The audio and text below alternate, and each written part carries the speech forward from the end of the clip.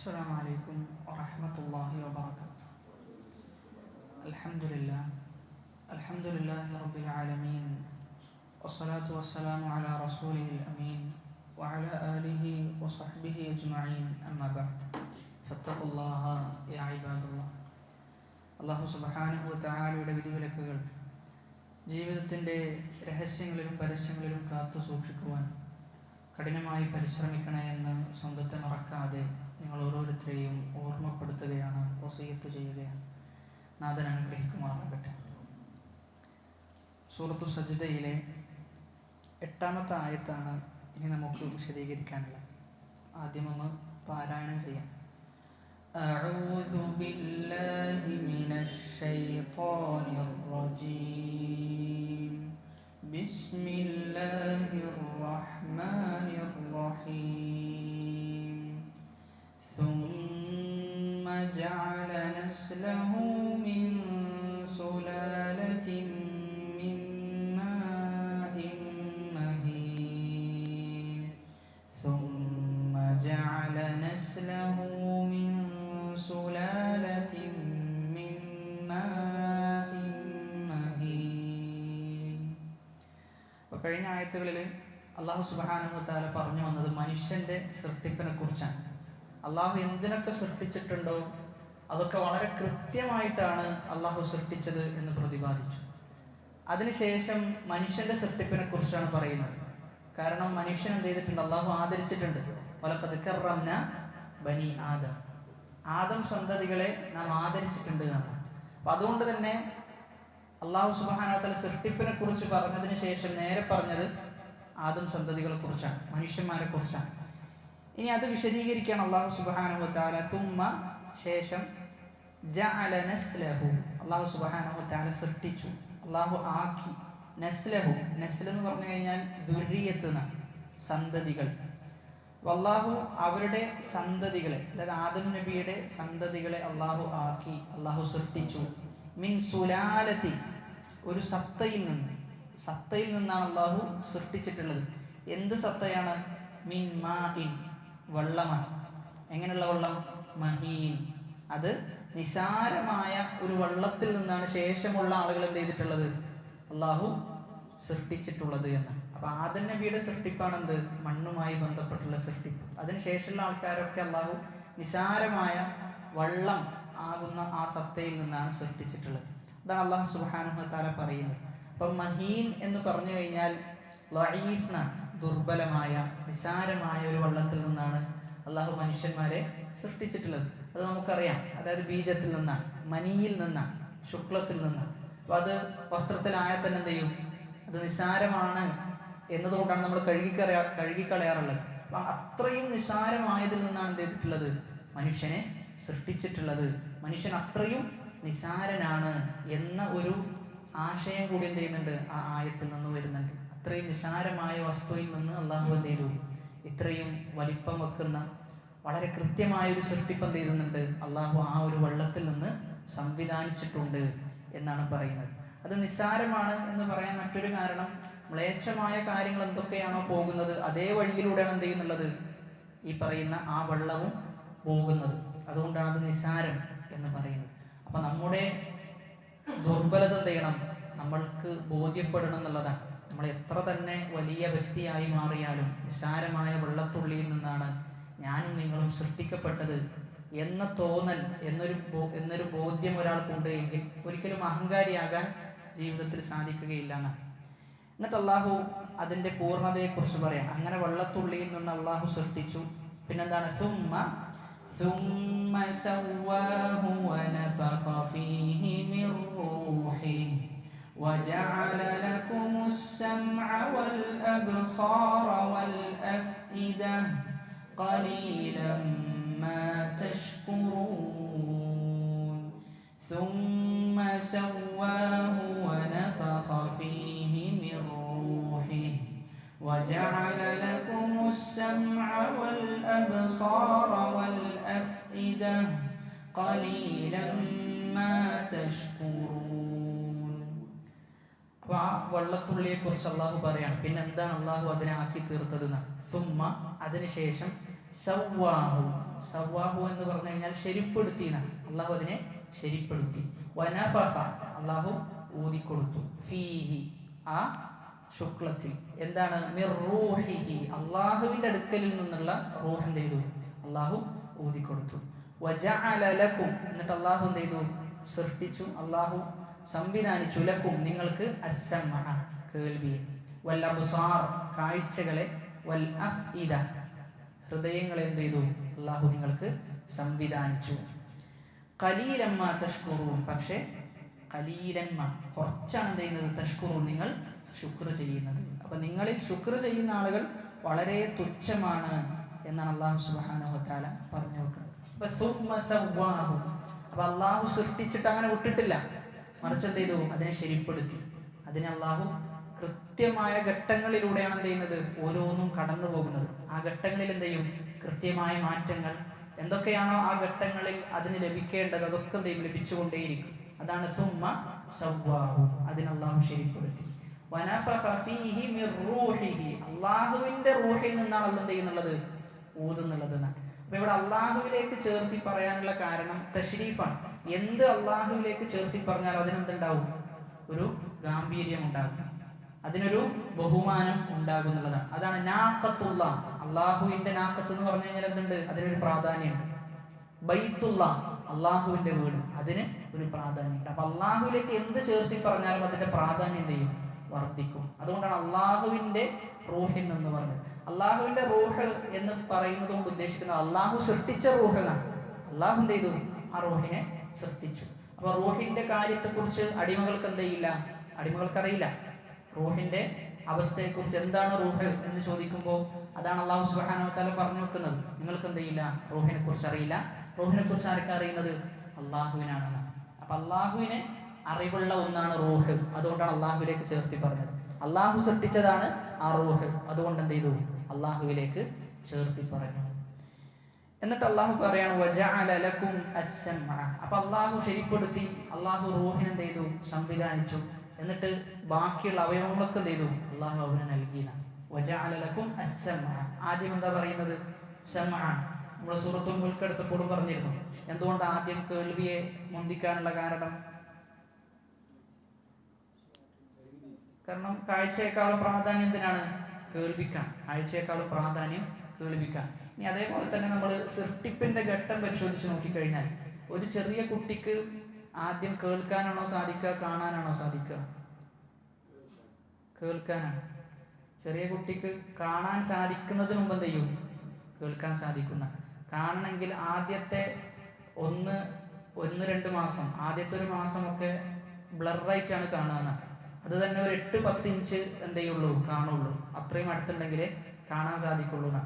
6 മാസത്തിലേക്ക് എത്തണം കൃത്യമായ ഒരു കാഴ്ചയിലേക്ക് എത്തണമെങ്കിൽ. 1 വർഷത്തിലേക്ക് എത്തുമ്പോഴാണ് നമ്മൾ കാണുന്നത് പോലെ ആ കുട്ടിക്ക് കാണാൻ പറ്റുക. 1 വർഷം എടുക്കണം. അതിൻ്റെ മുമ്പേ കുട്ടിക്ക് എന്തുണ്ട്? കേൾവിയുണ്ട്. അതിൻ്റെ മുമ്പേ കുട്ടിക്ക് കേൾവിയുണ്ട് എന്നുള്ളതാണ്. അപ്പോൾ ദീനുൽ ഇസ്ലാമിന്റെ ശറഅ് നമ്മൾ പരിശോധിച്ച് നോക്കുമ്പോൾ ദീൻ ഒരാൾക്ക് മനസ്സിലാക്കണമെങ്കിൽ, ഒരാൾക്ക് ദീനീപരമായ കാര്യങ്ങൾ നഷ്ടപ്പെടാതിരിക്കണമെങ്കിൽ ഓനക്ക് എന്തുണ്ടായാൽ മതി? കേൾവി ഉണ്ടായാൽ മതി. പക്ഷെ കാഴ്ച നഷ്ടപ്പെട്ടാൽ, കാഴ്ച നഷ്ടപ്പെട്ട ഒരുപാട് പണ്ഡിതന്മാരുണ്ട്. കാഴ്ച നഷ്ടപ്പെട്ടു എന്നാൽ അറിയപ്പെട്ട പണ്ഡിതന്മാരായിട്ട് എന്ത് ചെയ്തിട്ടുണ്ട്? ലോകത്തിൽ മാറിയിട്ടുണ്ട്. സ്വഹാബാക്കളുടെ കൂട്ടത്തിലും ഉണ്ടായിട്ടുണ്ട്. ഇപ്പൊ ഉമ്മി മക്തൂം റളിയല്ലാഹു അൻഹു, അദ്ദേഹം അന്ധനായിരുന്നു. അദ്ദേഹത്തിന് കാഴ്ചയില്ല. പക്ഷെ അദ്ദേഹം ഹദീസ് ഉദ്ധരിച്ചിട്ടുണ്ട്, അദ്ദേഹത്തിൽ നിന്ന് അറിവ് സ്വീകരിച്ചിട്ടുണ്ട്. അതേപോലെ തന്നെ കഅബ് ഇബ്നു മാലിക് റളിയല്ലാഹു അൻഹു, അദ്ദേഹവും ചെറുപ്പകാലത്ത് അദ്ദേഹത്തിന് കാഴ്ച ഉണ്ടായിരുന്നു. പിന്നെന്ത് ചെയ്തു? അദ്ദേഹത്തിന് കാഴ്ച നഷ്ടപ്പെട്ടു. അദ്ദേഹത്തിൽ നിന്ന് എന്ത് ചെയ്യുന്നുണ്ട്? ഹദീസുകൾ ഉദ്ധരിക്കുന്നുണ്ട്. ഇമാം ബുഖാരി മുസ്ലിം ഒക്കെ ഉദ്ധരിക്കുന്ന ഹദീസിൽ നമുക്ക് കാണാൻ പറ്റും. അതേപോലെ തന്നെ വറഖത്ത് ഇബ്നു നൗഫൽ എന്ന് പറയുന്ന വ്യക്തി, ഇബ്നു അബ്ബാസ് റളിയല്ലാഹു അൻഹു, ഇബ്നു അബ്ബാസ് റളിയല്ലാഹു അൻഹുവിനും അവസാന കാലത്ത് എന്ത് ചെയ്യുന്നുണ്ട്? കാഴ്ച നഷ്ടപ്പെടുന്നുണ്ട്. ഇബ്നു അബ്ബാസ് റളിയല്ലാഹു അൻഹു ഫത്വ കൊടുക്കാറുണ്ടായിരുന്നു എന്നാണ്. കാഴ്ച നഷ്ടപ്പെട്ടിട്ടും ഇബ്നു അബ്ബാസ് റളിയല്ലാഹു അൻഹു ഫത്വ കൊടുക്കാറുണ്ടായിരുന്നു. അപ്പോൾ ഇതൊക്കെ കൊണ്ടാണ് എന്ത്? നമുക്ക് കാഴ്ച നഷ്ടപ്പെട്ട് കഴിഞ്ഞാൽ കേൾവി ഉണ്ടെങ്കിൽ ദീനിന്റെ ഒരുപാട് കാര്യങ്ങൾ ഗ്രഹിക്കാൻ പറ്റും. എന്നാൽ നേരെ തിരിച്ചായാലോ, കേൾവി നഷ്ടപ്പെട്ടാലോ ദീനിന്റെ ഒരുപാട് കാര്യങ്ങൾ എന്ത് ചെയ്യും? നമുക്ക് നഷ്ടപ്പെട്ടു പോകും. പക്ഷെ ദുനിയവിയായിട്ട് ലാഭം ഉണ്ടാവും. ദുനിയവിയായിട്ട് ഏതാ മെച്ചം? കാഴ്ചയാണ്. എന്ത് ചെയ്യാൻ പറ്റും, ഒരുപാട് കാഴ്ചകൾ മറ്റൊക്കെ കാണാൻ പറ്റും. പക്ഷെ ദീനീപരമായിട്ട് ഒരുപാട് നഷ്ടങ്ങൾ എന്ത് ചെയ്യും, അവന് കേൾവി നഷ്ടപ്പെട്ടാൽ ഉണ്ടാകും. ഇനി മനുഷ്യൻ ഉറങ്ങിക്കഴിഞ്ഞാലോ, മനുഷ്യൻ ഉറങ്ങിയെന്ന് വിചാരിക്കാം, ഉറങ്ങിക്കഴിഞ്ഞാലും കാണാൻ പറ്റൂല എന്തായാലും, പക്ഷെ എന്ത് ചെയ്യാൻ പറ്റും, കേൾക്കാൻ പറ്റും. ശബ്ദം എന്ത് ചെയ്യും, നമ്മൾ മൊത്തം കേൾക്കും. അതാണ് അഹ്ലുൽ കഹ്ഫ്, ഗുഹവാസികൾ അല്ലാഹു എന്ത് ചെയ്തു, ഉറക്കിക്കെടുത്തിയല്ലോ. അപ്പൊ അവിടെ അല്ല ചെയ്യുന്ന എന്താ, ഏകദേശം 308 വർഷക്കാലാണ് അല്ല എന്ത് ചെയ്യുന്നത്, അവരെ ഉറക്കിക്കളയുന്നത്. അള്ളാഹു ചെയ്യുന്നത് അവരുടെ ചെവികൾ എന്ത് ചെയ്യുന്നുണ്ട്, അടക്കുന്നുണ്ട്. കാരണം ശബ്ദം എന്ത് ചെയ്യും, അവർ കേൾക്കുന്നുള്ളതുകൊണ്ടാണ്. സൂറത്തു കഹ്ഫിലെ 11-ാമത്തെ ആയത്ത്, ഫദറബ്ന അലാ ആദാനിഹിം ഫിൽ കഹ്ഫി സിനീന അദദ, ഫദറബ്ന അലാ ആദാനിഹിം, അവരുടെ കേൾവികൾക്ക് നാം എന്ത് ചെയ്തു, പൂട്ടിട്ടു, അത് കേൾക്കാത്ത രൂപത്തിലാക്കി. കാരണം അവര് ഒരു സ്വഹറായിലാണ് താമസിക്കുന്നത്, ഒരു വലിയ ഡെസേർട്ടിലാണ് അവർ താമസിക്കുന്നത്. സ്വാഭാവികമായിട്ടും അവിടുത്തെ കാറ്റ്, അതേപോലെ തന്നെ വന്യമൃഗങ്ങൾ, ഇതിന്റെ ശബ്ദങ്ങൾ കേൾക്കാൻ സാധ്യതയുണ്ട്. അവർ ഉറക്കിൽ നിന്ന് എഴുന്നേൽക്കാനും സാധ്യതയുണ്ട്. അപ്പൊ ആദ്യം എന്ത് ചെയ്തു, അവരുടെ കേൾവിയെ അല്ലാഹു സുബ്ഹാനഹു വ തആല പൂട്ടിട്ടു. അപ്പൊ എല്ലായിടത്തും വിശുദ്ധ ഖുർആനിൽ ആദ്യം പറയുന്നത് കേൾവിയാണ്. എന്നാൽ ഒറ്റ സ്ഥലത്ത് മാത്രമാണ് കാഴ്ചയെ മുന്തിക്കുന്നത്. അത് ഇതേ സൂറത്തിലാണ്. സൂറത്ത് സജ്ദയിലെ 12-ാമത്തെ ആയത്ത് പരിശോധിച്ചാൽ നമുക്ക് കാണാൻ പറ്റും, റബ്ബന അബ്സർന വസമിഅന. അവിടെ എന്ത് ചെയ്തു, കാഴ്ചയെ മുന്തിച്ചു. കാരണം ഖിയാമത്ത് നാളിലേക്ക് എത്തിക്കഴിഞ്ഞാൽ അവിശ്വാസികൾ ആദ്യം എന്താ ചെയ്യുക, അവർ കാണും. കേൾക്കുന്നതിനും എന്ത് ചെയ്യും, അവരിതൊക്കെ കാണും. ഈ സത്യം അവരുടെ ഇരു കണ്ണുകൾ കൊണ്ടും അവർ ബോധ്യപ്പെടും. അതുകൊണ്ടാണ് എന്ത് ചെയ്തത്, കാഴ്ചയെ അവിടെ മുന്തിച്ചത്. കാഴ്ചയെ മുന്തിക്കാനുള്ള കാരണം അതാണ്. അപ്പോൾ നമ്മൾ മനസ്സിലാക്കേണ്ടത്, ഖുർആനിൽ ഓരോ വാക്കിനും എന്തുണ്ട്, വളരെ കൃത്യമായിട്ടാണ് അള്ളാഹു അത് വെച്ചിട്ടുള്ളത്. ഒന്നൊന്നല്ല, വെറുതെ മുന്തിച്ചതോ പിന്തിച്ചതോ അല്ല. എന്തൊരു കാര്യം മുന്തിക്കുന്നോ അതിൻ്റെ പിന്നിൽ എന്തുണ്ട്, കൃത്യമായ ഹിക്മത്തുണ്ട്. ഭാഷാപരമായ ചില നിയമങ്ങൾ എന്തുണ്ട്, അതിനുണ്ട് എന്നാണ് നമ്മൾ മനസ്സിലാക്കേണ്ടത്. അതോടൊപ്പം തന്നെ കാഴ്ചയെ ബഹുവചനത്തിലും കേൾവിയെ ഏകവചനത്തിലും ആണ് കൊടുത്തിട്ടുള്ളത്. സമ എന്ന് പറഞ്ഞാൽ എന്താ, കേൾവി, ഏകവചനാണ് അറബിയിൽ. അബ്സാർ എന്നുള്ളത് കാഴ്ചകൾ എന്നാണ്. അപ്പൊ അതങ്ങനെ കൊടുക്കാനുള്ള കാരണം, ഇപ്പൊ നിങ്ങളെല്ലാ ആളുകളും കേൾക്കുന്നത് എന്താണ്, ഞാൻ പറയുന്നതാണ്, ഒറ്റ കേൾവിയാണ് കേൾക്കുന്നത്. പക്ഷെ എല്ലാവരും കാണുന്ന കാഴ്ചകൾ പലതായിരിക്കാം, അതുകൊണ്ടാണ് എന്ത് ചെയ്തത്, കാഴ്ച ജംഇൽ കൊടുത്തതും കേൾവി എന്നുള്ളത് മുഫ്രദ് ഏകവചനത്തിലും കൊടുക്കാനുള്ള കാരണം. വജഅല ലക്കും അസ്സമഅ വൽ അബ്സാറ വൽ അഫ്ഇദ. അപ്പോൾ ഈ 3 കാര്യങ്ങൾ, ഹൃദയം, കേൾവി, കാഴ്ച, ഈ 3 കാര്യങ്ങളും ഒരു മനുഷ്യനെ അവൻ്റെ മുന്നോട്ടുള്ള ഗമനത്തിന് എന്ത് ചെയ്യും, സഹായിക്കും. നമ്മൾ അറിവ് നേടുന്നത്, പഠിക്കുന്നതൊക്കെ എന്തിനടിസ്ഥാനത്തിലാണ്, ഈ പറയുന്ന അവയവങ്ങൾ വെച്ചുകൊണ്ടാണ്. കാഴ്ച ശക്തിയുള്ള ആള്, കേൾവിയുള്ള ആള്, ചിന്താശേഷിയുള്ള ആള്. അപ്പോൾ നമുക്ക് ജീവിതത്തിൽ എന്തൊക്കെ അനുഗ്രഹങ്ങൾ നമ്മൾ നേടിയെടുക്കുന്നുണ്ടോ അതെല്ലാം നമ്മൾ തിരിച്ചറിയേണ്ടത് ഈ പറയുന്ന അവയവങ്ങളിലൂടെയാണ്. അതാണ് അല്ലാഹു സുബ്ഹാനഹു വ തആല സൂറത്തുൻ നഹ്ലിലെ 78-ാമത്തെ ആയത്തിൽ പറയുന്നത്, വല്ലാഹു അഖ്റജകും മിൻ ബുതൂനി ഉമ്മഹാതികും ലാ തഅലമൂന ഷൈഅ. നിങ്ങളെ നിങ്ങളുടെ മാതാവിന്റെ ഉദരത്തിൽ നിന്ന് അല്ലാഹു പുറത്തു കൊണ്ടുവന്നു. ആ സമയത്ത് എന്തില്ല, ലാ തഅലമൂന ഷൈഅ, നിങ്ങൾക്കൊന്നും അറിയില്ല എന്നാണ്. ഒന്നും അറിയാത്ത ഘട്ടത്തിലാണ്, ഒന്നും അറിയാത്ത കോലത്തിലാണ് നിങ്ങൾ പുറത്തു വന്നത്. എന്നാലോ വജഅല ലക്കുമുസ് സമഅ വൽ അബ്സാറ വൽ അഫ്ഇദ, ഇതൊക്കെ എന്ത് ചെയ്തു, അല്ലാഹു തന്നു. അപ്പോൾ ഒന്നും അറിയില്ല, എന്നാൽ ഇതൊക്കെ തന്നപ്പോൾ എന്ത് ചെയ്തു, സ്വാഭാവികമായിട്ടും നമ്മൾ അറിഞ്ഞു തുടങ്ങി, നമ്മൾ പഠിച്ചു തുടങ്ങി. നമ്മൾ സംസാരിക്കാൻ തുടങ്ങുന്നത് എങ്ങനെയാണ്, കേട്ടുകൊണ്ടാണ്. നമ്മൾ എന്താണോ കേൾക്കുന്നത് ആ കേട്ടതനുസരിച്ചിട്ടാണ് എന്ത് ചെയ്യുക, നമ്മൾ പഠിച്ചു വരിക. നമ്മൾ സംസാരം പഠിക്കുന്നത് കേട്ടുകൊണ്ടാണ്. അതാണ് സൂറത്തു ബഖറയിലെ 18-ാമത്തെ ആയത്തിൽ അല്ലാഹു പറയുന്നത്, സുമ്മുൻ ബുക്മുൻ, സുമ്മുൻ ബുക്മുൻ. അപ്പൊ അവിടെ ആദ്യം അല്ലാഹു പറയുന്നത് അവർക്ക് കേൾക്കാൻ സാധിക്കുന്നില്ല എന്ന്, അവർ സുമ്മാണെന്ന്, ബധിരന്മാരാണ്. അപ്പൊ കേൾക്കാൻ സാധിച്ചിട്ടില്ലെങ്കിൽ എന്തിനും സാധിക്കൂല, സംസാരിക്കാനും സാധിക്കൂല. അതാണ് അതിനുശേഷം എന്ത് പറഞ്ഞത്, ബുക്മുൻ, അവർക്ക് എന്തില്ല, സംസാരശേഷിയും ഇല്ല എന്ന് പറഞ്ഞു വെക്കുന്നത്. അതോടൊപ്പം തന്നെ നമുക്ക് വായിക്കാൻ സാധിക്കണമെങ്കിൽ എന്ത് വേണം, കേൾവി വേണം. കാരണം വായിക്കാൻ സാധിക്കണമെങ്കിൽ കേൾവി വേണമെന്ന് പറയുമ്പോൾ നമ്മൾ മനസ്സിലാക്കേണ്ടത്, ഒരാൾ പറഞ്ഞു തരാം, ഇത് അലിഫാണ്, ഇത് ബ ആണ്. അപ്പൊ കൃത്യമായി ഉച്ചരിക്കണമെങ്കിൽ എന്ത് വേണം, കേൾവിയുടെ ആവശ്യമുണ്ട്. പിന്നെ തുടർന്ന് വായിക്കണമെങ്കിൽ എന്ത് വേണം, കാഴ്ച വേണം. കാഴ്ചയാണ്. അപ്പോൾ അടിസ്ഥാനപരമായിട്ട് നമുക്ക് വേണ്ടത് എന്താണ്? കേൾവിയാണ്, ചിന്തിക്കാനും മറ്റുമൊക്കെ. അതോടൊപ്പം തന്നെ എന്നിട്ട് അല്ലാഹു സുബ്ഹാനഹു വ തആല ആ ആയത്ത് അവസാനിപ്പിക്കുന്നത് ഖലീലൻ മാ തഷ്കുറൂൻ, ഇതൊക്കെ തന്നിട്ടുണ്ട്, പക്ഷെ നിങ്ങളിൽ ശുക്ർ ചെയ്യുന്ന ആളുകൾ എന്താ? വളരെ തുച്ഛാണ്, വളരെ തുച്ഛമാണ്. അപ്പൊ നമുക്ക് തന്ന കാതുകൊണ്ട്, നമുക്ക് തന്ന കാഴ്ച കൊണ്ട്, നമുക്ക് തന്ന ചിന്താശേഷി കൊണ്ട്, ഈ മൂന്നും ഏത് കാര്യത്തിൽ നമുക്ക് ഉപയോഗപ്പെടുത്താൻ പറ്റണം? അള്ളാഹുവിന്റെ മാർഗത്തിൽ നമുക്ക് ഉപയോഗപ്പെടുത്താൻ പറ്റണം എന്നുള്ളത്. അതോടൊപ്പം തന്നെ ആർക്കെതിരെ ഉപയോഗിക്കാൻ പാടില്ല? അള്ളാഹുവിനെതിരെ ഈ കാഴ്ചയും കേൾവിയും ഒന്നും ഉപയോഗപ്പെടുത്താൻ പാടില്ല എന്ന ഒരു ധ്വനി കൂടി ആയത്തിൽ നമുക്ക് നൽകുന്നുണ്ട്. അപ്പൊ നമ്മൾ നമ്മുടെ കാഴ്ചയെ, നമ്മുടെ കേൾവിയെ, നമ്മുടെ ചിന്താശേഷി ഇതെല്ലാം ദീനിന്റെ മാർഗത്തിൽ ചെലവഴിക്കാനും എന്ത് ചെയ്യേണ്ടതുണ്ട്? ഒരു വലിയ സമയം നമ്മൾ കണ്ടെത്തേണ്ടതുണ്ട്. അതല്ല എങ്കിൽ അള്ളാഹു പറയുന്നത് നിങ്ങൾ വളരെ കുറച്ച് മാത്രമാണ് എന്ത് ചെയ്യുന്നത്? അള്ളാഹുവിന് ശുക്റുകൾ അർപ്പിക്കുന്നത് എന്ന്. അപ്പൊ നമുക്ക് കേൾവി തന്ന, കാഴ്ച തന്ന, ചിന്തിക്കാൻ ശേഷി തന്ന, പുതിയ അറിവുകളിലേക്ക് എത്താൻ അള്ളാഹു എല്ലാ വഴിയും നമുക്ക് തുറന്നു തന്നു. ആ അള്ളാഹുവിന് എന്ത് ചെയ്യണം? നമ്മൾ ശുക്ർ ചെയ്തുകൊണ്ടേയിരിക്കണം. പുതിയ കാഴ്ചകൾ കാണുമ്പോൾ, പുതിയ അറിവുകൾ കേൾക്കുമ്പോൾ, പുതിയ കാര്യങ്ങൾ ചിന്തിച്ച് നമുക്ക് പുതുതായി കാര്യങ്ങൾ ഉണ്ടാക്കാൻ സാധിക്കുമ്പോൾ, ഈ സന്ദർഭത്തിലെല്ലാം നമുക്ക് ആരെയാണ് ഓർമ്മ വരേണ്ടത്? അള്ളാഹുവിനെയാണ് ഓർമ്മ വരേണ്ടത് എന്നാണ് ആയത്തിൽ പറഞ്ഞു വെക്കുന്നത്. അടുത്ത ആയത്ത് وقالوا أإذا ضللنا في الأرض أإنا لفي خلق جديد بل هم بلقاء ربهم كافرون وقالوا أإذا ضللنا في الأرض أإنا لفي خلق جديد بل هم بلقاء ربهم كافرون. അപ്പോൾ ഇവിടെ അല്ലാഹു സുബ്ഹാനഹു വ തആല പറഞ്ഞു വെക്കുന്നത്, മനുഷ്യനെ സൃഷ്ടിച്ചു, മനുഷ്യനെ ശരിപ്പെടുത്തി, അവന് വേണ്ട അവയവങ്ങളൊക്കെ എന്ത് ചെയ്തു? അള്ളാഹു സംവിധാനിച്ചു. അപ്പൊ ഈ സൃഷ്ടിച്ചവനായ അള്ളാഹുവിന് എന്തും എളുപ്പമാണ്, വീണ്ടും സൃഷ്ടിക്കുക എന്നുള്ളത് എളുപ്പമാണ്. ഒരു കാര്യം ആദ്യം സൃഷ്ടിക്കുക എന്നുള്ളതാണ് എന്ത്? ഒരു മനുഷ്യനെ സംബന്ധിച്ചിടത്തോളം ബുദ്ധിമുട്ടുള്ളത്. അതേ മനുഷ്യനെ ഒരു കാര്യം ഒരിക്കൽ സൃഷ്ടിച്ചു കഴിഞ്ഞാൽ പിന്നെ സൃഷ്ടിക്കൽ എന്താ? വളരെ എളുപ്പമാണ്.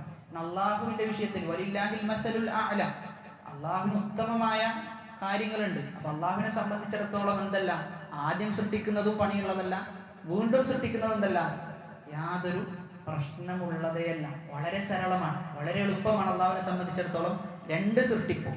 അപ്പൊ ഈ പറയുന്ന ആളുകൾ എന്ത് ചെയ്യാണ്? ഒക്കെ സൃഷ്ടിച്ചവനായ റബ്ബ്, ആ റബ്ബിന്റെ വിഷയത്തിൽ മുശ്രിക്കീങ്ങൾ, അവിശ്വാസികൾ സംശയിക്കുകയാണെന്ത്? അള്ളാഹു വീണ്ടും നമ്മളെ പുനർനെഴുന്നേൽപ്പിക്കുമോ? വീണ്ടും അള്ളാഹു നമ്മെ മരിച്ചു കഴിഞ്ഞാൽ, എല്ലാം നശിച്ചു കഴിഞ്ഞാൽ വീണ്ടും അള്ളാഹു നമ്മെ സൃഷ്ടിക്കുമോ എന്നാണ് എന്ത് ചെയ്യുന്നത്? അവിശ്വാസികൾ ചോദിക്കുന്നത്. വഖാലു, അവിശ്വാസികൾ പറഞ്ഞു, അഇദാ ളലൽനാ, ളലൽന എന്ന് പറഞ്ഞു കഴിഞ്ഞാൽ തഹവ്വൽന തുറാബൻ ബഅദൽ മൗത്ത്, മരണത്തിന് ശേഷം നമ്മൾ മണ്ണായി കഴിഞ്ഞാൽ, നമ്മൾ എന്ത് ചെയ്തു? ഭൂമിയിൽ അപ്രത്യക്ഷമായാൽ, ഫിൽ അർളി, ഭൂമിയിൽ എന്ത് ചെയ്തു? അപ്രത്യക്ഷമായി, മരിച്ചുപോയി. അഇന്നാ ലഫീ ഖൽഖിൻ ജദീദ്, അല്ലാഹു നമ്മെ പുതുതായി സൃഷ്ടിക്കുമോ? അഇന്നാ ലഫീ ഖൽഖിൻ ജദീദ്, അല്ലാഹു പുതുതായിട്ട് നമ്മെ സൃഷ്ടിക്കുമോ എന്നാ ചോദിക്കുന്നത്. എന്നിട്ടോ ബൽഹും ബിലിഖാഇ റബ്ബിഹിം കാഫിറൂൻ, മറിച്ച് അവരെന്താണ്? ബിലിഖാഇ റബ്ബിഹിം, അല്ലാഹുവിനെ കണ്ടുമുട്ടുന്ന വിഷയത്തിൽ കാഫിറൂൻ, അവിശ്വസിക്കുന്നവരാണ്. അപ്പൊ ഇവിടെ അവർ ചെയ്തു വെച്ച ഒന്നാമത്തെ കാര്യം എന്നുള്ളത് അള്ളാഹുവിന്റെ ഖുദ്റത്ത്, അള്ളാഹുവാണ് ആദ്യം സൃഷ്ടിച്ചത് എന്നവർക്കറിയാം. എന്നിട്ട് എന്ത് ചെയ്തു? വീണ്ടും മരിച്ചു കഴിഞ്ഞാൽ അള്ളാഹു നമ്മെ പുനർനെഴുന്നേൽപ്പിക്കുമോ എന്ന ചോദ്യമാണ് അവർ ചോദിക്കുന്നത്. സൂറത്തു ഖാഫിൽ അള്ളാഹു സുബ്ഹാനഹു വ തആല സമാനമായ ആയത്ത് പറയുന്നുണ്ട്, അഫഅഇനാ ബിൽ ഖൽഖിൽ അവ്വൽ, നമുക്ക് ആദ്യം സൃഷ്ടിച്ച സമയത്ത് എന്തെങ്കിലും ഒരു ബുദ്ധിമുട്ടുണ്ടായി, അതല്ലെങ്കിൽ ആദ്യത്തെ തവണ സൃഷ്ടിച്ചപ്പോൾ നമുക്ക് ക്ഷീണം ബാധിച്ചു എന്നാണോ അവർ വിചാരിക്കുന്നത്? ബൽഹും ഫീ ലബ്സിൻ മിൻ ഖൽഖിൻ ജദീദ്, അല്ല, ഈ പറയുന്ന അവിശ്വാസികൾക്ക് പോലും ബോധ്യമുണ്ടെന്ന് അള്ളാഹുവിനെ സൃഷ്ടിക്കാൻ വളരെ എളുപ്പത്തിൽ സാധിക്കുമെന്നത്. പക്ഷെ അവർക്ക് എന്തില്ല? ആഖിറത്തിൽ വിശ്വാസമില്ല, ആഖിറത്തിൽ വിശ്വാസമില്ല. ആ വിശ്വാസമില്ലായ്മയാണ് എന്ത് ചെയ്തത്? അള്ളാഹുവിന്റെ ഖുദ്റത്ത്, അള്ളാഹുവിന്റെ കഴിവിൽ സംശയം ജനിപ്പിക്കാൻ കാരണമായി തീർന്നത്. അതാണ് അവർ ചോദിക്കുന്നത്. ബൽഹും ഫീ ലബ്സിൻ മിൻ ഖൽഖിൻ ജദീദ്. മറ്റൊരായത്തിൽ അള്ളാഹു പറയുന്നുണ്ട്, വഹുവല്ലദീ യബ്ദഉൽ ഖൽഖ ثم يعيده وهو أهون عليه. അള്ളാഹു ആണ് എന്ത് ചെയ്തത്? സൃഷ്ടിപ്പ് തുടങ്ങിയത്. ആ അള്ളാഹുവിന് പിന്നെയും സൃഷ്ടിക്കാനാണോ പണി? അത് ഏറ്റവും എളുപ്പമുള്ളതാണെന്നാണ്. വഹുവ അഹ്വൻ, ഏറ്റവും എളുപ്പമുള്ളതാണ് അള്ളാഹുവിന് വീണ്ടും സൃഷ്ടിക്കുക എന്നത്. അപ്പൊ ഇവിടെ അള്ളാഹു സുബ്ഹാനഹു വ തആല അവരുടെ നിരർത്ഥകതയെ ബോധ്യപ്പെടുത്തണം. ഇതൊക്കെ സൃഷ്ടിച്ച റബ്ബ്, പക്ഷെ ഇവരെന്ത് ചെയ്യുന്നു? അള്ളാഹു വീണ്ടും സൃഷ്ടിക്കുമോ എന്ന് പറയുന്നു. എന്നിട്ട് അള്ളാഹു പറയാണ്, ഇവരെന്ത് ചെയ്യുന്നുണ്ട്? അള്ളാഹുവിനെ കണ്ടുമുട്ടുന്നതിനെ നിഷേധിക്കുന്നു. ആ നിഷേധത്തിന്റെ കാരണമായിട്ടാണ് എന്ത് ചെയ്യുന്നത്? അള്ളാഹു എന്ത് ചെയ്യൂല? വീണ്ടും സൃഷ്ടിക്കുകയില്ല എന്ന് പറയുന്നത്. അപ്പൊ ഇവിടെ ആഖിറത്തിൽ വിശ്വാസമില്ലാതിരിക്കുക എന്നത് മനുഷ്യൻ എന്ത് ചെയ്യും? ഒരു മനുഷ്യനെ സംബന്ധിച്ചിടത്തോളം അവന് ഏറ്റവും മോശമായ അവസ്ഥയിലേക്ക് കൊണ്ടെത്തിക്കും. ഒരു അടിസ്ഥാനപരമായി ഒരാളെ നന്മയിലേക്ക് നയിക്കുന്നതാണെന്ത്? ആഖിറത്തിലുള്ള വിശ്വാസം. ഏതൊരു മനുഷ്യനെയും നന്മയിലേക്ക് നയിക്കാൻ പ്രേരകമാകുന്ന ഏറ്റവും വലിയ ഘടകം ആഖിറത്തിലുള്ള വിശ്വാസം. നമ്മെ സംബന്ധിച്ചിടത്തോളം നമ്മളെ ഒരാൾ ആക്രമിച്ചു, അന്യായമായി ആക്രമിച്ചു, അല്ലെങ്കിൽ നമ്മുടെ പേരിൽ ഇല്ലാത്തത് കെട്ടിച്ചമച്ച് പറഞ്ഞു, നമുക്ക് അവിടെയെല്ലാം ഒരു ആശ്വാസം എന്താ? ആഖിറത്തിൽ എന്ത് ചെയ്യും? കണ്ടുമുട്ടും. ആഖിറത്തിൽ അള്ളാഹുവുമായിട്ട് എന്ത് ചെയ്യും? ഇതൊക്കെ തീരുമാനാകുന്ന ഒരു ദിവസം വരാനുണ്ട് എന്ന് നമുക്ക് എന്ത് ചെയ്യാൻ പറ്റും? സമാധാനിക്കാൻ പറ്റുന്ന. അപ്പൊ ആഖിറത്തിൽ വിശ്വാസമുള്ള ഒരാളെ സംബന്ധിച്ചിടത്തോളം യാതൊരു തിന്മയിലേക്കും എന്ത് ചെയ്യൂല? പോകാൻ സാധ്യതയില്ല. ഇനി പോയാൽ തന്നെ എന്ത് ചെയ്യും? തിരിച്ചു മടങ്ങി വരും. കാരണം ആഖിറമുണ്ട്, അള്ളാഹു കാണുന്നുണ്ട് എന്നൊരു ബോധ്യം എന്ത് ചെയ്യും? അവന്റെ മനസ്സിലുണ്ടാകും. ഇന്നത്തെ കാലഘട്ടത്തിൽ അവസ്ഥ പരിശോധിച്ച് നോക്കിക്കഴിഞ്ഞാൽ ആഖിറത്തിലുള്ള വിശ്വാസം എന്ത് ചെയ്തിട്ടുണ്ട്? പല ആളുകളിലും നഷ്ടപ്പെട്ടിട്ടുണ്ട്. ഉള്ളിലുള്ള വിശ്വാസം ഒക്കെ താറുമാറായിട്ടുണ്ട് എന്നുള്ളതാണ്. അധിക യൂണിവേഴ്സിറ്റികളുടെയും അവസ്ഥ പരിശോധിച്ചു കഴിഞ്ഞാൽ കുഫറിന്റെ കേന്ദ്രമാണ്. അവിശ്വാസത്തിന്റെയും ലിബറലിസത്തിന്റെയും നിരീശ്വരവാദത്തിന്റെയും കേന്ദ്രമായിട്ട് എന്ത് ചെയ്തിട്ടുണ്ട്? ഈ പറയുന്ന യൂണിവേഴ്സിറ്റികളെല്ലാം മാറിയിട്ടുണ്ട്. അവർ തട്ടിട്ടിട്ടുണ്ടാകും, മുസ്ലിം പേരുകളായിരിക്കും, പക്ഷെ എന്തുണ്ടാവില്ല? ഹൃദയത്തിൽ യാതൊരു വിശ്വാസവും കയറിയിട്ടുണ്ടാവില്ല. ഇനി കയറിയ വിശ്വാസം തന്നെ അവിടെ നിന്ന് എന്ത് ചെയ്തിട്ടുണ്ടാവും? പുറത്ത് ചാടിയിട്ടുണ്ടാകും. ഒരു മനുഷ്യൻ അടിസ്ഥാനപരമായിട്ട് ഉണ്ടാകേണ്ടതാണെന്ത്? ആഖിറത്തിലെ വിശ്വാസം. ആഖിറത്തിലെ വിശ്വാസമുള്ള മനുഷ്യനെ സംബന്ധിച്ചിടത്തോളം മാതാപിതാക്കൾക്ക് നന്മ ചെയ്യും. മാതാപിതാക്കളെ ദ്രോഹിക്കുക എന്നത് നാളെ അല്ലാഹുവിന്റെ അടുക്കൽ ശിക്ഷ കിട്ടും എന്ന ബോധ്യം എന്തുണ്ടാവും? ഈ പറഞ്ഞ ആൾക്കുണ്ടാവും. ഇതിന്റെ ഇടയിൽ കുറച്ചു കാലം മുമ്പ് ഒരാൾ പറഞ്ഞു വെക്കുന്നത്, എന്തിന് മാതാപിതാക്കളെ നോക്കണം എന്നാണ്. മാതാപിതാക്കളെ എന്തിന് നമ്മൾ ശുശ്രൂഷിക്കണം? അവര് നമ്മൾ വലുതായി കഴിഞ്ഞാൽ പിന്നെയും ഒരു ഭാരമല്ലേ മാതാപിതാക്കൾ, അതുകൊണ്ട് അവരെ ഒഴിവാക്കുക എന്നുള്ളതാണ് എന്ത് നമ്മൾ ചെയ്യേണ്ടതെന്നാണ് ഒരു നിരീശ്വരവാദി എന്ത് ചെയ്യുന്നത്? പറഞ്ഞു വെക്കുന്നത്. ഒരു കുട്ടിയെ കയ്യിലെടുത്തുകൊണ്ട് ഒരു ഉമ്മ ബസ്സിൽ നിൽക്കുമ്പോൾ ആ ഉമ്മക്ക് സീറ്റ് കൊടുക്കണമെന്ന് ചോദിക്കുമ്പോൾ അതിന്റെ യാതൊരു ആവശ്യമില്ല എന്നാണ് എന്ത് ചെയ്യുന്നത്? അദ്ദേഹം പറയുന്നത്. ആഖിറത്തിൽ വിശ്വാസമില്ലേ, എല്ലാ നന്മകളും എന്ത് ചെയ്യും? തച്ചുടക്കപ്പെടുന്ന അവസ്ഥ ഉണ്ടാകും. ആഖിറത്തിൽ വിശ്വാസം ഉണ്ടാവും, എല്ലാ നന്മകളും എന്ത് ചെയ്യും? അത് തിരിച്ചു വരുന്ന അവസ്ഥ ഉണ്ടാകും. ഒരാളെ കൊല്ലാൻ പാടില്ല, ഒരാളെ കൊന്നു കഴിഞ്ഞാൽ ആഖിറത്തിൽ എന്തുണ്ട്? ശിക്ഷയുണ്ട് എന്ന ബോധ്യമുള്ള ഒരാളെ സംബന്ധിച്ചിടത്തോളം എന്ത് ചെയ്യൂല? അതിന് അവന് നിൽക്കുകയില്ല എന്നാണ്. അപ്പൊ അടിസ്ഥാനപരമായി ഏതൊരു മനുഷ്യന്റെയും മനസ്സിലുണ്ടാകേണ്ട വിശ്വാസമാണ് ആഖിറത്തിലെ വിശ്വാസം. ആഖിറത്തിലെ വിശ്വാസം ബുദ്ധിപരമായി തെളിയിക്കാൻ വളരെ എളുപ്പമാണ്. നമ്മുടെ കോടതിക്ക് ഒരു 100 ആളെ കൊന്ന വ്യക്തിയെ എത്ര പ്രാവശ്യം കൊല്ലാൻ പറ്റുള്ളൂ? ഒറ്റ പ്രാവശ്യം കൊല്ലാൻ പറ്റുള്ളൂ. ഒരാളെ കൊന്നോനെയോ ഓനെയും ഒരു പ്രാവശ്യം കൊല്ലാൻ പറ്റുള്ളൂ. എവിടെയാ നീതി?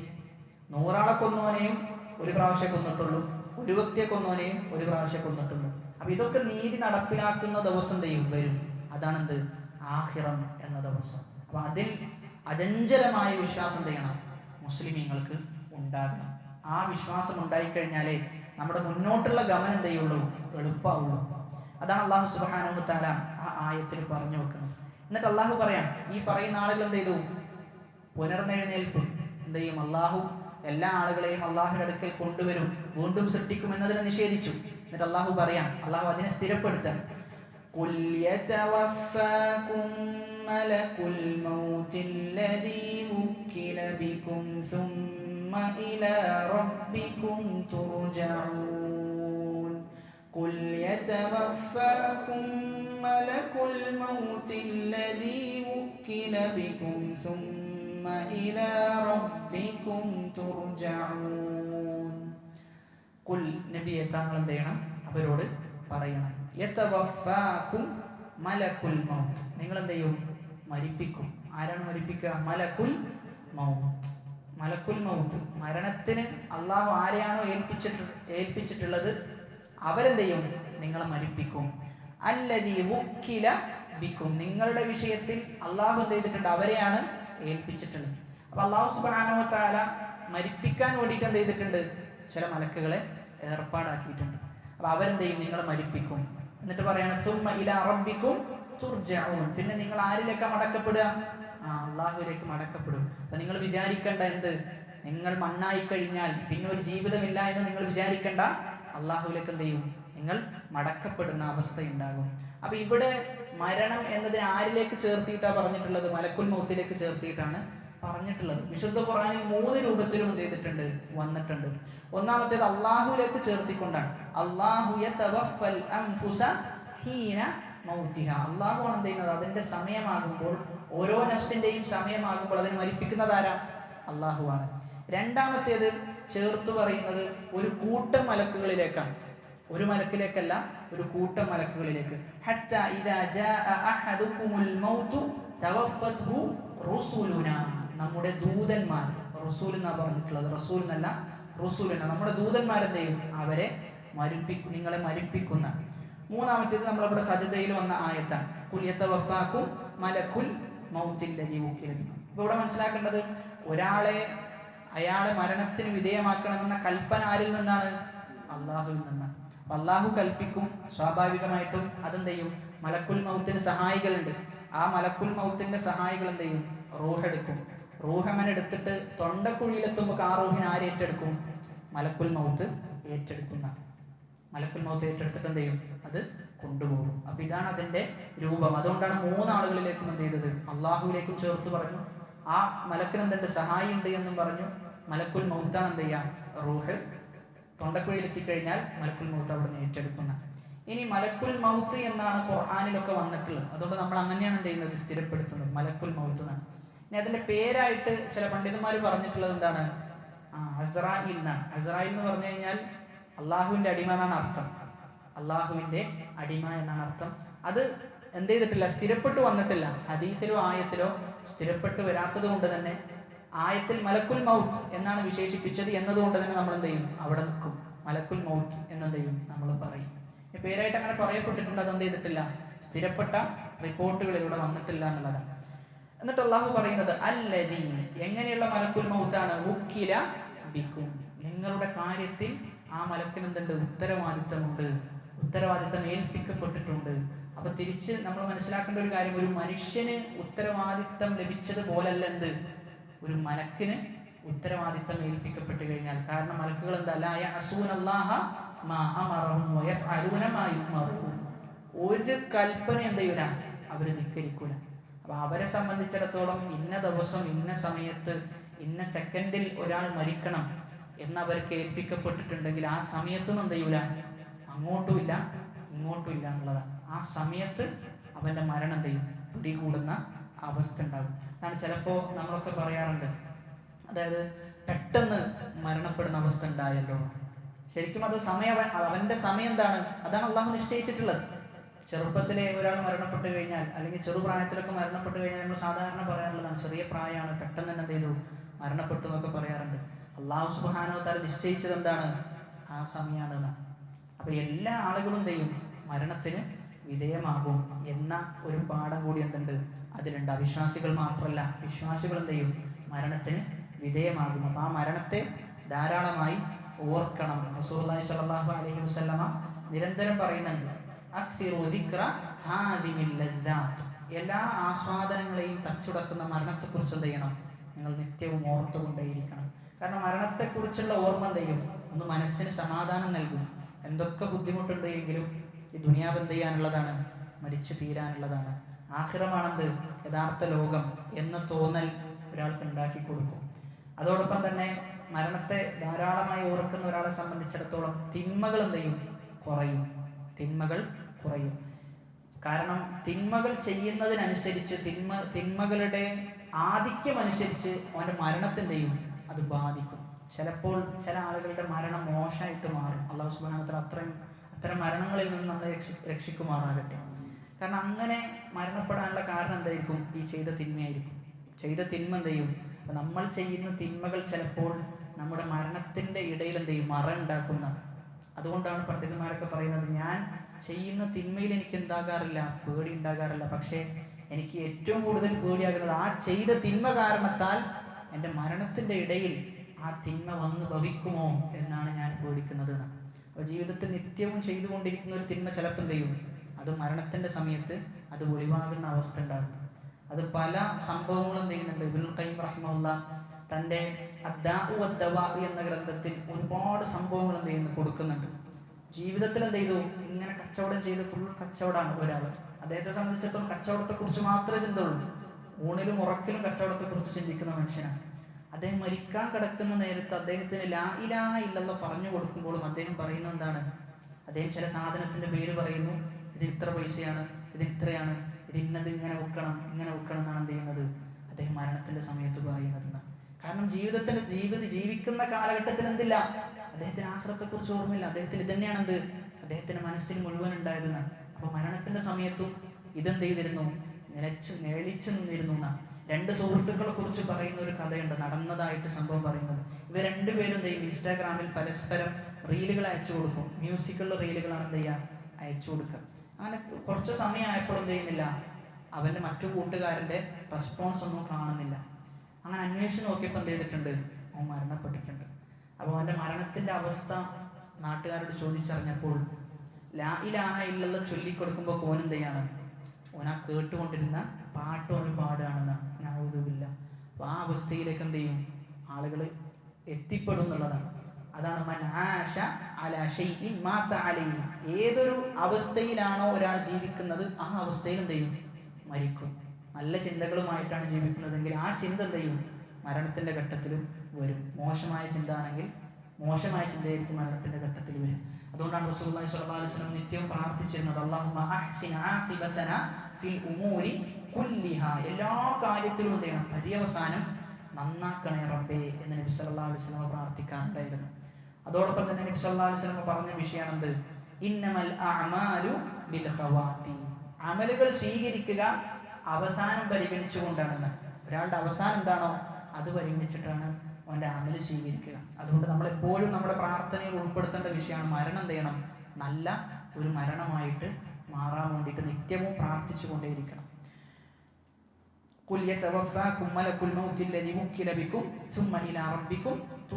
പിന്നെ നിങ്ങൾ നിങ്ങളുടെ റബ്ബിലേക്ക് മടക്കപ്പെടും. അപ്പൊ ഈ അവിശ്വാസികൾ അവരെന്ത് ചെയ്തു, അള്ളാഹു അവരെ വീണ്ടും ജീവിപ്പിക്കും എന്നതിനെ നിഷേധിച്ചു. അപ്പൊ അള്ളാഹു പറഞ്ഞു, നിങ്ങൾ എന്ത് ചെയ്യും, മരിപ്പിച്ചു കഴിഞ്ഞാൽ ആരിലേക്ക് നിങ്ങൾ മടക്കപ്പെടും, അള്ളാഹുലേക്ക് മടക്കപ്പെടും. അങ്ങനെ മടക്കപ്പെട്ട് കഴിഞ്ഞാൽ എന്താണ് അവിശ്വാസികൾ ഖിയാമത്ത് നാളിൽ എത്തിക്കഴിഞ്ഞാൽ അവരുടെ അവസ്ഥ എന്നാണ്. വലൗ തറാ ഇദിൽ മുജ്രിമൂന നാകിസൂ റൂസിഹിം ഇൻദ റബ്ബിഹിം റബ്ബനാ അബ്സർനാ വസമിഅനാ ഫർജിഅനാ ربنا أبصرنا وسمعنا فارجعنا نعمل صالحا إنا موقنون. നബി സല്ലല്ലാഹു അലൈഹി വസല്ലമയോടാണ് എന്ത് ചെയ്യുന്നത്, ഇത് പറയുന്നത്. വലൗ തറ, നബിയെ താങ്കൾ കണ്ടിരുന്നെങ്കിൽ, ഇതിൽ മുജ്രിമൂന, ആരെ, കുറ്റം ചെയ്യുന്ന തിന്മയിൽ ജീവിക്കുന്ന ആളുകൾ, മുജ്രിമീങ്ങൾ, വൻപാപങ്ങൾ ചെയ്ത് അതിൽ തന്നെ തുടർന്ന് എന്ത് ചെയ്യണം, ഇങ്ങനെ ജീവിക്കാം. അത്തരത്തിലുള്ള മുജ്രിമീങ്ങളെ, കുറ്റവാളികളെ താങ്കൾ കണ്ടിരുന്നെങ്കിൽ എന്തായിരിക്കും അവരുടെ അവസ്ഥ? നാകിസു റൂസിഹിം, അവരുടെ തലകൾ എന്ത് ചെയ്തിട്ടുണ്ടാവും, അവർ പേടിച്ച് ഭയത്താൽ താഴ്ത്തിയിട്ടുണ്ടാകുന്ന. ഒരു കുറ്റം ചെയ്ത ആളെ സംബന്ധിച്ചിടത്തോളം എങ്ങനെയാണ് നിൽക്കുക, തല ഉയർത്തി നിൽക്കാൻ പറ്റൂല.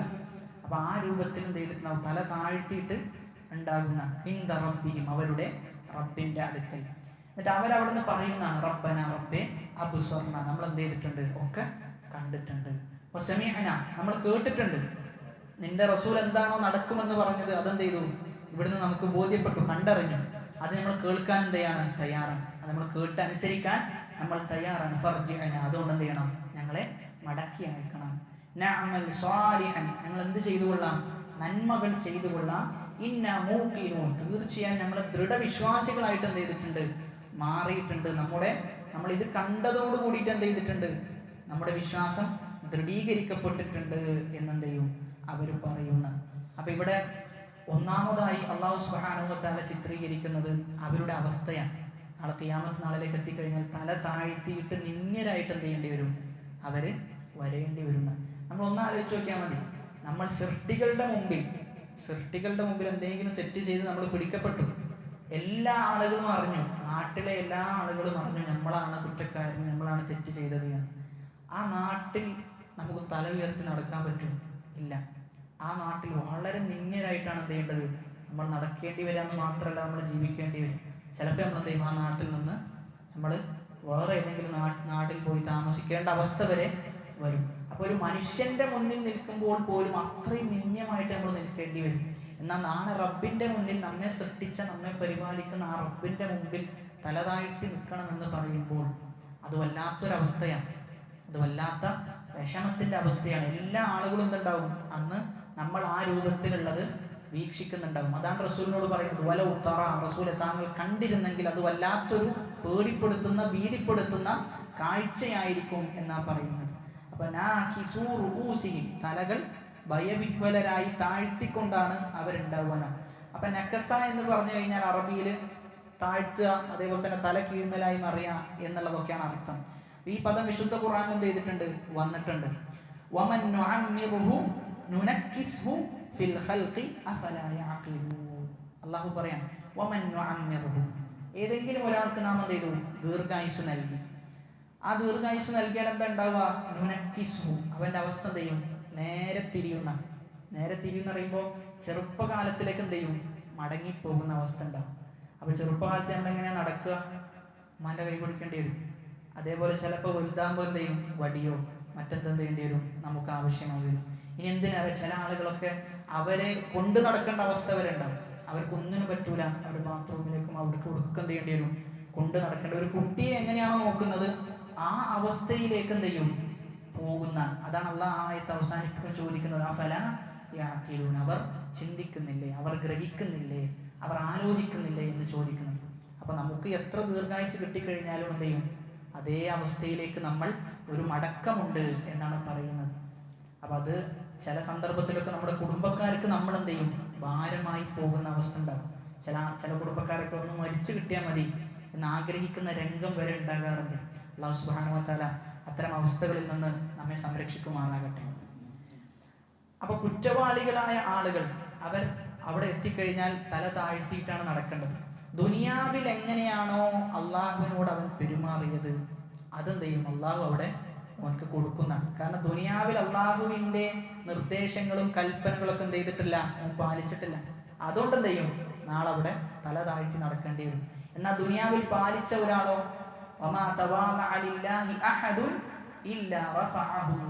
ഒരാളും അള്ളാഹുവിന് തവാളുഅ് കാണിച്ചിട്ടില്ല. അള്ളാഹു എന്ത് ചെയ്തിട്ടല്ലാതെ? അവനെ ഉയർത്തിയിട്ടല്ലാതെ. അപ്പൊ വിശ്വാസികൾ തല ഉയർത്തിയിട്ട് എന്ത് ചെയ്യും? നാളെ നടക്കുന്ന വിശ്വാസികൾ തല ഉയർത്തി നടക്കും. കാരണം അള്ളാഹുവിന്റെ കൽപ്പനകളും നിർദ്ദേശങ്ങളൊക്കെ എന്ത് ചെയ്തിട്ടുണ്ട്? അവർ കൃത്യമായി പാലിച്ചിട്ടുണ്ട് എന്നതുകൊണ്ട്. എന്നിട്ട് അവർ പറയുന്നത്, റബ്ബന അബ്സർനാ വസമിഅനാ, ഞങ്ങൾ കണ്ടിട്ടുണ്ട്, ഞങ്ങൾ കേട്ടിട്ടുമുണ്ട്, അനുസരിക്കാൻ തയ്യാറാണ് എന്ന് പറയും. പക്ഷെ എന്ത് ചെയ്യൂല? അവിടുന്ന് സ്വീകരിക്കപ്പെടുന്ന അവസ്ഥ ഉണ്ടാവില്ല. കണ്ടിട്ടുണ്ട്, കേട്ടിട്ടുണ്ട്, അവർ വിലപിക്കുന്ന അവസ്ഥ പോലും ഉണ്ട്. സൂറത്തുൽ മുൽക്കിൽ നമ്മൾ വിശദീകരിച്ചപ്പോൾ പറഞ്ഞു, ലൗ കുന്നാ നസ്മഉ ഔ നഅഖിലു മാ കുന്നാ ഫി അസ്ഹാബിസ് സഈർ. ഇതൊക്കെ കാണുമ്പോൾ എന്ത് ചെയ്യും? അവർ പറയും, നമ്മൾ അന്ന് അവിടുന്ന് കേട്ടിരുന്നെങ്കിൽ, ഒന്ന് ആലോചിച്ചിരുന്നെങ്കിൽ നമ്മൾ ആരാകുമായിരുന്നില്ല? ഈ പറയുന്ന നരകത്തിന്റെ അവകാശികളായി മാറുമായിരുന്നില്ല. നഅമൽ സാലിഹൻ, നമ്മൾ എന്ത് ചെയ്യാം? സൽക്കർമ്മങ്ങൾ ചെയ്തു കൊള്ളാം. ഇന്ന മൂക്കിനു, നമുക്ക് ഉറപ്പായിട്ടുണ്ട്. എന്താ ഉറപ്പായത്? റബ്ബേ, നിന്റെ വാഗ്ദാനം അത് സത്യമാണ്, നിന്നെ കണ്ടുമുട്ടുമെന്നത് സത്യമാണ്, ഇതൊക്കെ ഉറപ്പായിട്ടുണ്ട് എന്നെന്ത് ചെയ്യും? അവരവിടെ നിന്ന് പറയും. പക്ഷെ അല്ലാഹ് എന്ത് ചെയ്യൂല? അവരെ മടക്കിയാക്കൂല. സൂറത്തുൽ അൻആമിലെ 27, 29 ആയത്തിൽ അല്ലാഹു പറയുന്നുണ്ട്, വലൗ തറാ ഇദ് വുഖിഫു അലൻ നാരി ഫഖാലു യാ ലൈതനാ നുറദ്ദു വലാ നുകദ്ദിബു ബിആയാതി റബ്ബിനാ വനകൂന മിനൽ മുഅ്മിനീൻ ബൽ ബദാ ലഹും മാ കാനൂ യുഖ്ഫൂന മിൻ ഖബൽ. അവർക്ക് എന്ത് ചെയ്യും? എല്ലാം ബോധ്യപ്പെടും. അപ്പോൾ അവർ പറയും, വനകൂന മിനൽ മുഅ്മിനീൻ, ഞങ്ങൾ ആരാകാം?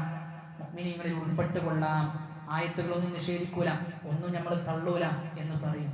ഇവിടെ ആയത്തുകൾ നിഷേധിച്ച ആളുകൾ, ഹദീസുകൾ നിഷേധിച്ച ആളുകൾ, അള്ളാഹു ഇല്ല എന്ന് പറഞ്ഞ ആളുകൾ, റസൂൽ ഇല്ല എന്ന് പറഞ്ഞ ആളുകൾ ഒക്കെ എന്ത് ചെയ്യും? അവിടെ എത്തുമ്പോൾ കാണും എല്ലാ നിരീശ്വരവാദിയും എന്ത് ചെയ്യും? അന്ന് അള്ളാഹുവിൽ വിശ്വസിക്കും, അന്ന് അള്ളാഹു ഉണ്ട് എന്ന് ബോധ്യപ്പെടും. അന്ന് ആഖിറത്ത് എന്ത് ചെയ്യും? ഇരു കണ്ണുകൾ കൊണ്ടും ആഖിറത്തിന്റെ ശിക്ഷകൾ കാണുന്ന അവസ്ഥ ഉണ്ടാകും.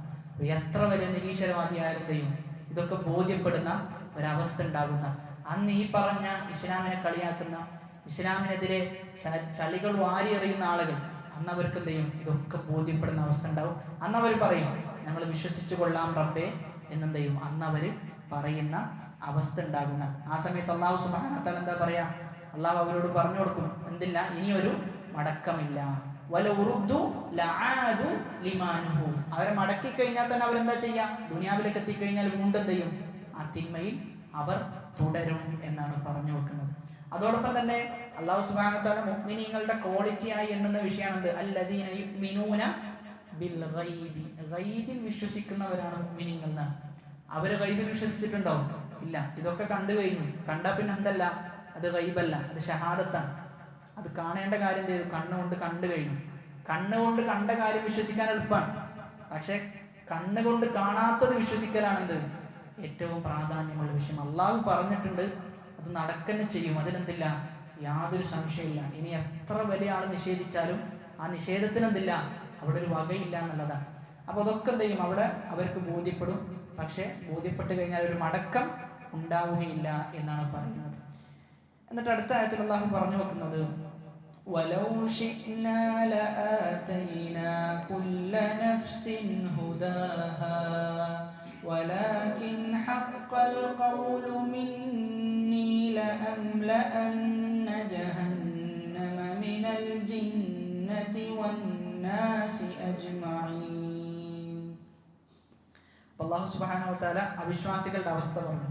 എന്നിട്ട് അള്ളാഹു പറയണം, വലൗ ശിഅ്നാ, നാം ഉദ്ദേശിച്ചിരുന്നെങ്കിൽ, ലആതൈന, നാം നൽകുമായിരുന്നു, കുല്ല നഫ്സിൻ, എല്ലാ നഫ്സിനും, ഹുദാഹ, ആ നഫ്സിന് എന്തൊരു ഹുദയാണോ വേണ്ടത്, സന്മാർഗമാണോ വേണ്ടത്, അത് നാം നൽകുമായിരുന്നു നമ്മൾ ഉദ്ദേശിച്ചിട്ടുണ്ട് എങ്കിൽ.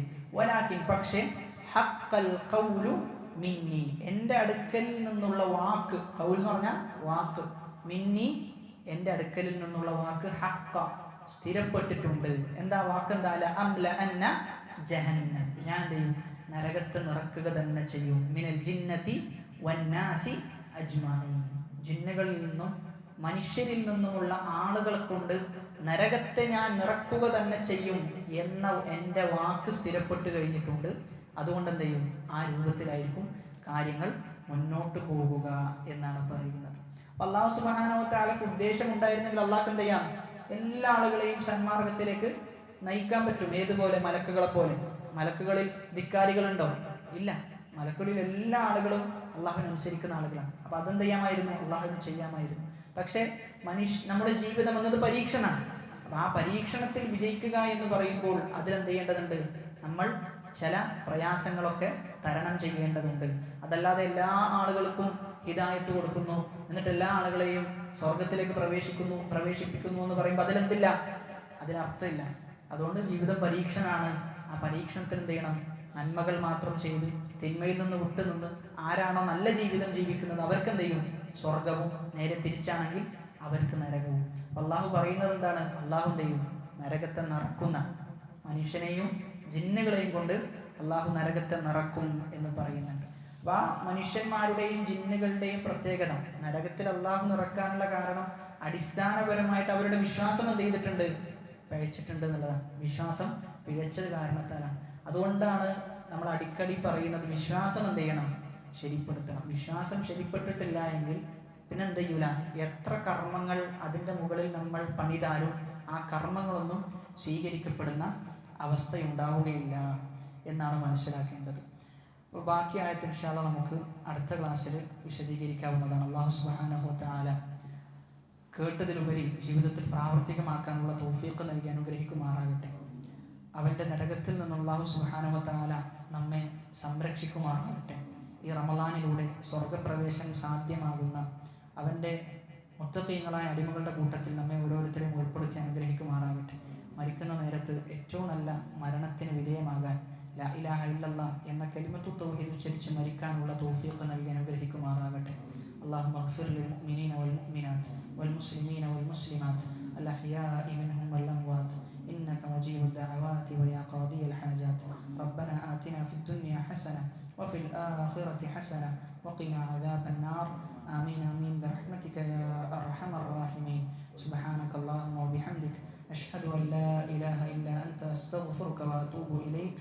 والسلام عليكم ورحمة الله وبركاته.